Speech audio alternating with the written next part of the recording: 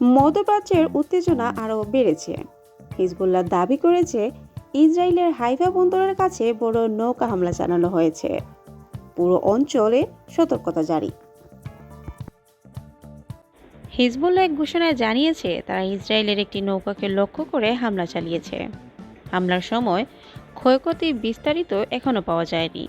তবে সামরিক ও কূটনৈতিক বিশ্লেষকরা বলছেন এটি মধ্যপ্রাচ্যের উত্তেজনা বাড়াবে। ইসরায়েলি সেনারা তৎক্ষণাৎ হামলাটির প্রতিক্রিয়া দেখিয়েছে এবং হাইফা বন্দরের নিরাপত্তা বাড়ানো হয়েছে। কর্মকর্তারা সতর্ক করে বলেছে সামুদ্রিক নৌপথে যারা চলাচল করবেন তাদের নিরাপত্তার ঝুঁকি রয়েছে।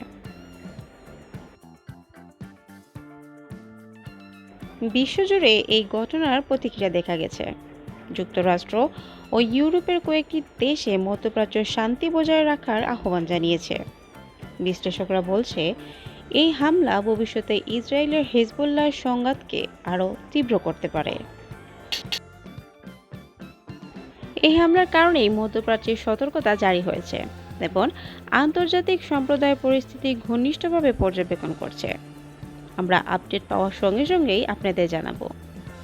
ভিডিওটি যদি তথ্যবহুল মনে হয় লাইক দিন, সাবস্ক্রাইব করুন এবং বেল আইকনটি অন করে রাখুন।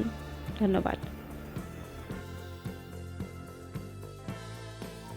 ভিডিওটি যদি আপনাদের কাছে তথ্যবহুল মনে হয় তাহলে অবশ্যই লাইক দিন, সাবস্ক্রাইব করুন এবং বেল আইকন অন করুন।